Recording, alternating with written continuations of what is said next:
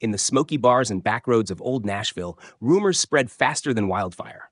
Most were brushed off as lies, drunken gossip, or jealous revenge. But every so often, one of those filthy whispers turned out to be true, darker, stranger, and more twisted than anyone dared to imagine. From secret affairs to violent outbursts and shocking betrayals, these stories reveal the rotten core beneath the rhinestone shine of country music's golden age. Johnny Cash, the forest fire that wasn't an accident. In 1965, a rumor began spreading around California's Los Padres National Forest. Johnny Cash, the outlaw star of country music, had burned down part of the wilderness. Most dismissed it as nonsense. After all, the man in black might have sung about sin, but he wasn't an arsonist. Yet the truth was uglier than anyone expected. Cash's truck had caught fire while he was high and half asleep during a camping trip, and the blaze that followed destroyed over 500 acres of forest, killing dozens of endangered condors. When authorities investigated, Cash didn't deny it. Instead, he sneered and said, "I don't care about your damn condors." That line became legendary, proof of the arrogance and recklessness behind his troubled persona. The government sued him for damages, and the case went to court, where Cash became one of the first musicians ever charged for environmental destruction. He eventually paid tens of thousands in fines, but the scar on his public image ran deep. Behind the outlaw mystique, the fire revealed the truth about Cash's chaotic life. He was in the middle of a downward spiral of amphetamines, barbiturates, and whiskey, often vanishing for days on drug binges. June Carter hadn't yet saved him. The ring of fire he sang about felt prophetic. His real life was literally going up in flames. For years, the music industry tried to bury the story, painting him as misunderstood instead of dangerous. But the record stands. The forest fire wasn't an accident, and Cash's own words proved it. It was one of those rare rumors that started as bar talk and ended in a courtroom. Too real, too dirty, and too revealing for the legend Nashville wanted to protect. 2. Tammy Wynette, the kidnapping that never happened in 1978. Country fans were shocked when Tammy Wynette, America's first lady of country music, was reportedly kidnapped at gunpoint outside a Nashville shopping mall. Newspapers screamed the story. The mysterious man, the bruises, the blindfold. Wynette said she was forced into a car, beaten, and left on the side of a road. It was a terrifying tale that turned her into a symbol of survival. But years later, the truth crawled out of the shadows, and it was far more disturbing than anyone had imagined. At the time, Tammy was already known for her fragile health, failed marriages, and emotional instability. Police investigations couldn't find the attacker, and the case quietly went cold. Yet, insiders in Nashville whispered that the story didn't add up. The bruises looked self-inflicted. There were no witnesses, no vehicle traces, no ransom demand. Nothing. Still, nobody dared question her publicly. After Tammy's death in 1998, her daughter, Jackie Daly, made a revelation that shattered her mother's saintly image. In her memoir, she claimed that the entire kidnapping was fabricated. Tammy had invented it to hide a violent domestic assault from her then-husband, George Ritchie. The mystery man was no stranger at all. He lived under her roof. When the FBI quietly reopened the case, they found discrepancies everywhere. Medical reports that didn't match her story, conflicting timelines, and missing evidence. Ritchie denied everything until his death, but Wynette's close friends admitted she'd been living in fear and denial. The kidnapping rumor, once a badge of tragedy, turned into a grim mirror of Tammy's real life. A woman trapped in fame, pain, and manipulation. It wasn't just about a fake story. It was about the brutal reality of a star so broken she had to turn her suffering into theater. And in Nashville, that's what people whispered for years. Tammy didn't lie to the world. She lied to survive. Bankamunto tiptok way fundai. George Jones, The Lawnmower Ride for Whiskey Hung? George Jones, The Lawnmower Ride for Whiskey. Among the strangest legends in country music, one story about George Jones refused to die. That he once drove a lawnmower 8 miles down a Texas highway just to buy whiskey. For years, fans treated it like a tall tale, something too absurd to be true. But in Jones's own autobiography, I Live to Tell It All, he confirmed every word. And the truth was even sadder than the joke. At the time, Jones was deep in his war with alcohol. His wife then, Tammy Wynette, had hidden his car keys to stop him from another binge. But George, restless, shaking, desperate for a drink, looked outside and spotted his old John Deere riding mower. It wasn't just a machine. It was his ticket to the bottle. So at 3 in the morning, he started it up and rolled down the shoulder of Highway 96, weaving through the dark, heading toward the nearest liquor store. When police stopped him, they couldn't believe what they saw. Jones, half drunk already, smiled and slurred, "Couldn't walk, couldn't drive, so I rode the lawnmower." That quote burned itself into country folklore. It became a symbol of both his wild charm and his bottomless self-destruction. The story wasn't just funny. It revealed the sheer depth of his addiction. Friends said he would drink until he forgot lyrics, cancel shows, and disappear for days. Wynette once called him the most talented man alive and the most self-destructive. Years later, Jones admitted that night wasn't a one-off. He'd done it more than once. The lawnmower became a recurring escape, a slow, pathetic ride to oblivion. Nashville laughed, but underneath the laughter was pity. That's the cruel magic of country music's golden age. The stars could turn their worst humiliations into myths. But for George Jones, that legendary lawnmower ride wasn't a metaphor. It was the clearest picture of a man consumed by the very demons he sang about. Number 4, Loretta Lynn, The Secret Affair. She could never admit. Loretta Lynn was the voice of working-class women, a coal miner's daughter who turned pain into poetry. She sang about cheating men, broken hearts, and the hard truths of marriage. But behind her proud image as a devoted wife, a rumor swirled for decades. In the late 1970s, whispers spread through Nashville that Loretta had carried on a secret affair with a married politician, a man powerful enough to make sure no one ever printed his name. For years, the story was buried beneath Southern politeness and industry loyalty. But in the end, traces of the truth began to leak out. Lynn's marriage to Oliver Doolittle Lynn was famously turbulent. He drank, cheated, and sometimes hit her. She admitted it all in her memoirs, but she also confessed in one rare interview that she wasn't always faithful either. That vague remark lit a fire of speculation. Reporters later discovered she had been spending unusual amounts of time with a well-known state governor, meeting privately during her tours in the late 70s. When confronted, the governor's staff dismissed it as friendship, but people close to Loretta said she was emotionally entangled, and the affair nearly cost her marriage. What made the story especially scandalous was its hypocrisy. While Loretta sang, "You ain't woman enough to take my man," she was, by some accounts, caught up in the same sin her songs condemned. Her husband, Doolittle, allegedly found out, leading to a violent argument that left her hospitalized. A fact confirmed in hospital records but never officially explained. Lynn's family always denied the affair, but Nashville insiders insisted everyone knew. In the rigid moral climate of the time, exposing a woman, especially one like Loretta, meant destroying her career. So the industry protected her, and the rumor lived only in whispers. Decades later, after her death, several biographies hinted that the politician had kept love letters from Lynn that were quietly destroyed by his family. Whether the details were buried or not, one thing was clear: the rumor wasn't pure gossip. It was one of those ugly truths country music hides behind its moral storytelling, the saint with a shadow. And in Loretta's case, that shadow made her songs cut even deeper, because she wasn't just singing about sin, she was living it. Our 5. Hank Williams Sr., the morphine addiction no one wanted to admit. Long before rock stars made self-destruction fashionable, Hank Williams Sr. lived and died by it. To the world, he was the heartbreak poet of America, a man who poured pain into perfection. But behind the twang and tears was a secret Nashville didn't want the public to know.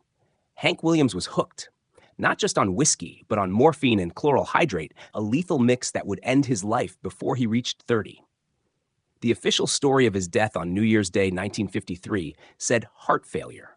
But those who knew him whispered the truth, that Hank's heart didn't just stop, it was chemically shut down. His addiction began innocently enough. After years of back pain from spina bifida, doctors prescribed morphine to help him perform. Soon he couldn't sing, travel, or even get out of bed without it. And when he couldn't get prescriptions, he turned to street sources and shady doctors who were paid to look the other way. Tour managers described him as a ghost in a suit, sweating, shaking, mumbling prayers before shows. He'd mix morphine with whiskey, then take the stage, trembling behind that angelic voice. Some nights he was brilliant, others he collapsed mid-song. In 1952, the Grand Ole Opry, the crown of country music, banned him, officially citing unreliability, but everyone knew the real reason was his drug use. It was the Opry's attempt to bury the embarrassment. The cover-up continued even after his death. The label sanitized his image, turning him into a tragic romantic instead of a drug casualty. They edited photos, rewrote biographies, and insisted the rumors were exaggerations. But the coroner's report told another story. His veins showed signs of repeated injections, and vials of morphine were found near his body. To this day, many fans still picture Hank as a tortured soul who died of heartbreak. The truth is much darker. He was a man destroyed by a cocktail of fame, pain, and medicine turned poison, a pioneer of country music whose voice carried eternity, but whose body gave out long before his legend did. And perhaps that's the cruelest part. In Nashville, they buried the drugs but canonized the addict. Bạn có muốn tôi tiếp tục với phần 6? Number 6. Tanya Tucker, the underage affair that shocked Nashville. When Tanya Tucker burst onto the country scene in the early 1970s, she was barely 13, a child with the voice of a weathered woman and the swagger of a baroom queen. By the time she was 16, she had hit songs, magazine covers, and the kind of fame most Nashville veterans never achieved. But behind her teenage stardom was a rumor that haunted her entire career, that Tanya had been caught in a sexual relationship with the much older Glenn Campbell, a superstar more than 2 decades her senior. At first, fans refused to believe it. Campbell was a clean-cut, church-going idol with a TV show, while Tanya was still seen as a prodigy under tight management. But in 1980, photos surfaced, intimate, unmistakable, and damning. They weren't just rumors anymore. The affair was real, and it had begun when Tanya was legally underage. In interviews, Campbell tried to soften the truth, calling it a deep connection, and claiming Tanya was wise beyond her years. But the damage was done. Nashville, a town that thrived on moral image, turned cold. Record labels distanced themselves. Tanya was branded reckless, wild, and immoral, though in reality, she was the one being exploited. The relationship quickly spiraled into chaos. Campbell, battling cocaine and alcohol addiction, dragged Tanya into a world of drugs, violence, and public humiliation. They fought in hotel rooms, broke up live on television, and fed tabloids for years. Tanya later admitted she lost her childhood in that relationship. Campbell's friends described scenes of smashed bottles, screaming fights, and nights when both stars had to be pulled apart. Even decades later, Tanya carried the stigma while Campbell's reputation recovered. In her autobiography, she described their time together as a storm that nearly drowned us both. What had once been whispered as a shocking rumor turned out to be painfully, disturbingly true, and it exposed the hypocrisy of an industry that condemned the girl while excusing the man. The story of Tanya Tucker and Glenn Campbell isn't just about scandal. It's about power, youth, and exploitation wrapped in rhinestones and radio hits, a country music fairy tale turned into a cautionary tale. Number 7. Porter Wagoner and Dolly Parton, the fallout behind their duet success. To the public, Porter Wagoner and Dolly Parton were the perfect country duo, a mentor and his golden-voiced protege lighting up Nashville with sparkling chemistry and heartfelt songs. Their smiles, their matching outfits, their harmony on stage all screamed friendship and respect.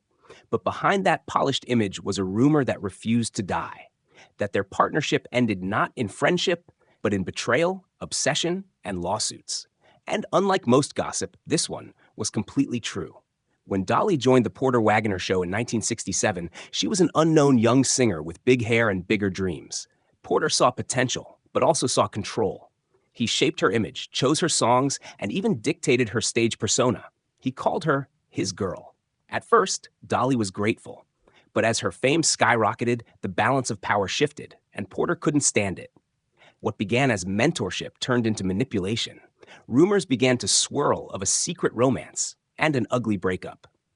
Dolly later admitted there was emotional intimacy, but insisted it was never sexual. Still, their fights were explosive. Porter accused her of disloyalty. Dolly accused him of jealousy and control. The final straw came when she decided to leave his show in 1974 to go solo. Porter felt betrayed and filed a $3 million lawsuit against her for breach of contract. That same year, Dolly wrote, "I Will Always Love You."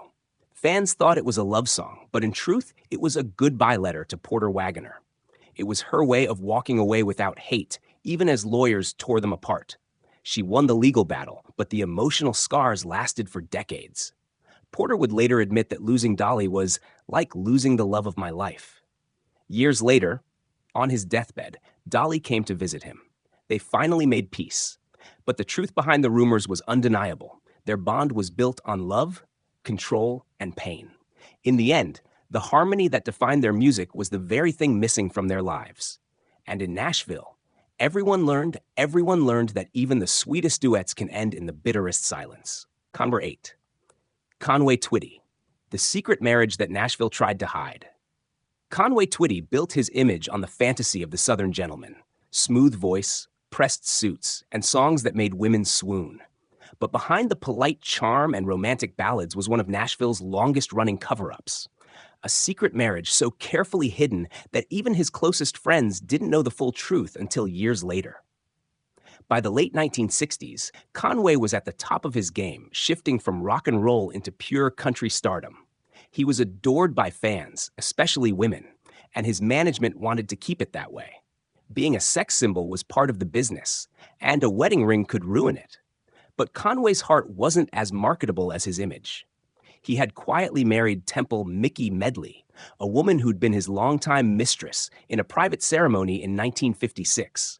It was a marriage that didn't fit the narrative Nashville wanted to sell. For decades, the record label, publicists, and even Twitty himself denied or sidestepped the subject. He gave interviews as if he were single, and on tour, he flirted openly with fans. Rumors spread that he had a shadow wife living somewhere in Tennessee, a woman kept out of sight while he played the role of the charming bachelor. The truth, as it turned out, was that he'd been married 4 times, sometimes overlapping, and the timeline was deliberately blurred to protect his image. The scandal only exploded after his death in 1993, when family members began feuding over his estate. Court documents revealed conflicting marriage certificates, overlapping property records, and even forged signatures. The perfect country gentleman had lived a double life, one for the stage and one behind locked doors. For fans who'd seen Conway as the voice of eternal romance, the revelation was a gut punch. Songs like It's Only Make Believe and Hello Darlin' took on a darker irony when listeners realized just how much make-believe had gone into his real life. In the end, the rumors were true. Conway Twitty's love life was as tangled as his lyrics were smooth. And Nashville, ever protective of its golden idols, learned once again that behind every darlin', smile was a secret waiting to be sung. 9. Willie Nelson, the IRS scandal that exposed his hidden fortune. In the early 1990s, Willie Nelson, America's red-headed troubadour and country outlaw, was hit with one of the biggest scandals in music history. A rumor had been floating for years that Willie wasn't just broke, but that he owed the IRS tens of millions of dollars. Fans thought it was exaggerated, maybe even a smear campaign. After all, Willie was the everyman hero of country music, the weed-smoking philosopher who gave his money away to family and friends. But then the truth came knocking, and it was far uglier than anyone expected.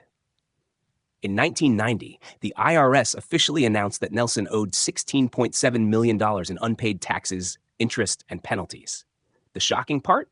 Much of it wasn't even his fault. His financial managers had placed his money in illegal tax shelters, promising to protect him from heavy taxation. Willie, trusting to a fault, had signed the papers without reading the fine print. When the government cracked down, it wasn't the accountants who took the fall. It was Willie. The IRS seized nearly everything: his ranch in Texas, his recording studio, and even his master tapes. They auctioned off his belongings to pay the debt. But here's where legend meets truth. Fans across the country actually bought back his possessions, then secretly returned them to him. It was a moment that turned scandal into folklore. But the rumor that Willie had been hiding money wasn't entirely false. Investigators discovered he'd quietly stashed assets and royalties under other names to keep them out of federal hands. He later admitted it, laughing that he hadn't hidden it well enough. The IRS responded by freezing his accounts and banning his touring revenue until he paid up. Refusing to quit, Willie did what he always did, turned pain into music.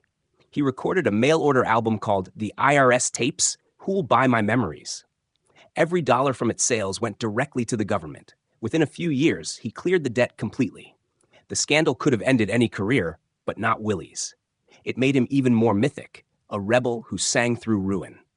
The rumor had been true, but so was his redemption.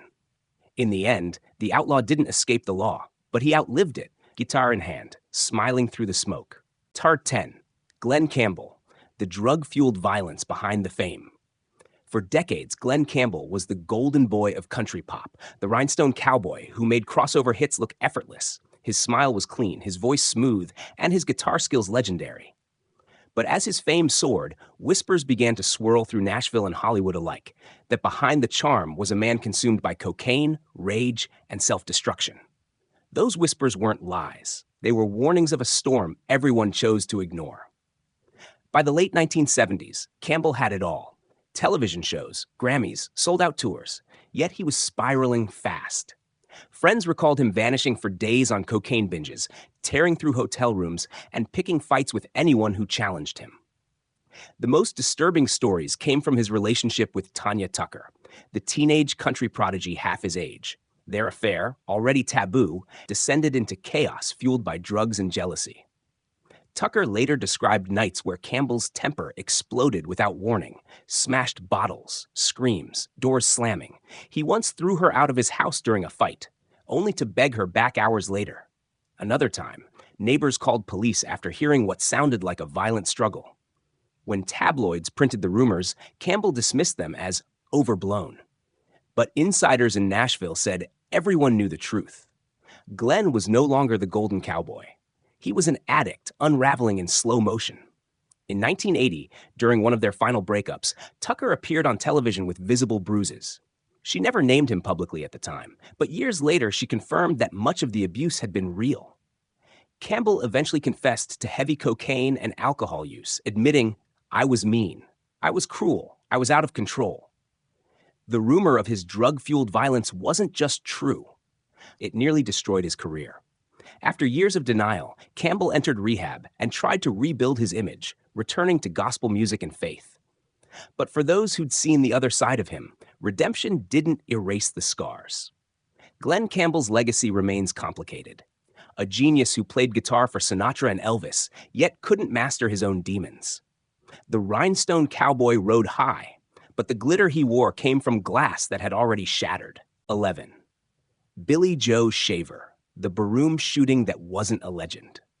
Few figures in country music embodied the outlaw spirit like Billy Joe Shaver, the rough-edged songwriter whose lyrics were worn like scars. He gave songs to Waylon Jennings, Willie Nelson, and Chris Christopherson, but his own legend came from a rumor that sounded too wild even for Nashville, that he'd shot a man in the face during a bar fight and walked away scot-free. For years, fans treated it as tall Texas folklore. Then came the proof, and it was every bit as brutal as the stories claimed. In March 2007, Shaver walked into Papa Joe's Texas Saloon in Lorena, near Waco. Witnesses said he was drinking quietly until a stranger, Billy Coker, started mouthing off, mocking Shaver's wife and calling him names. Within seconds, the outlaw's patience snapped. Shaver pulled out a small .22 pistol, pressed it to the man's cheek, and fired. Coker survived, but just barely. When police arrived, Shaver had already vanished down the highway on his Harley. The headlines the next day read like a country song gone wrong. Outlaw shoots man, keeps playing gigs. For a while, it seemed the whole story might end with prison. But the trial that followed became a bizarre spectacle. Shaver, calm and unapologetic, admitted he'd shot Coker but claimed self-defense, saying he was trying to kill me, and I was quicker. He even turned the ordeal into a song, Wacko from Waco, recorded while awaiting trial. Against all odds, a Texas jury acquitted him. Coker's inconsistent testimony and Shaver's country charm helped turn a near murder into another outlaw legend. But insiders in Nashville whispered that powerful friends, like Willie Nelson, had quietly helped smooth things over. In later interviews, Shaver laughed about the night, saying, "I shot him right between a mother and a f***er. Didn't mean to. It just worked out that way." Beneath the humor, though, lay a darker truth. This wasn't myth-making. It was the same reckless fire that had driven his entire life. Faith, violence, redemption, all tangled in one soul. The rumor had been true all along. Billy Joe Shaver didn't just sing about danger, he lived it. And in the strange world of country music, that made him both sinner and saint, depending on who was telling the story. 12. Jerry Lee Lewis, the mysterious death of his fifth wife. Few names in music history carry as much chaos as Jerry Lee Lewis, the wild piano prodigy who scandalized the world by marrying his 13-year-old cousin and lived long enough to bury nearly everyone who crossed him. But of all the rumors that haunted the killer, one refused to fade: that he may have been involved in the death of his fifth wife, Shawn Stevens. For decades, Nashville and Memphis whispered the same dark question: did Jerry Lee get away with murder? In 1983, Lewis was 47, and his career was limping. Years of drugs, alcohol, and violence had turned him into a dangerous man to love. He married Shawn, a 25-year-old fan who'd quickly become his caregiver and companion.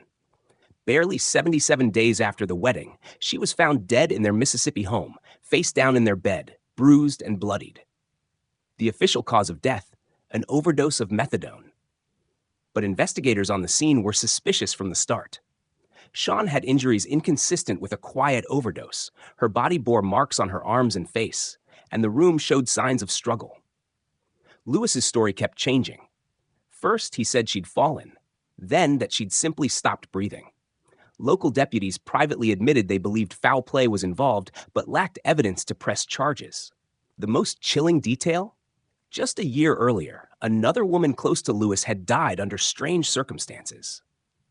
Combined with his reputation for rage, the pattern was impossible to ignore. Still, the sheriff's office, starstruck and wary of the legend's lawyers, closed the case within days. When the press dug deeper, they found witnesses claiming that Lewis had been violent toward Shawn in the weeks before her death. One former employee told Rolling Stone, "Everyone knew he'd kill her one day. No one thought it would happen so soon." Yet despite the rumors, no charges were ever filed. The truth remains buried with Shawn Stevens. Officially, it was accidental overdose. Unofficially, it became one of country music's darkest open secrets, a story of power, fear, and silence. For Jerry Lee Lewis, sin was always part of the show. But in the end, even the man who called himself the killer couldn't escape the rumor that might have told the truth all along.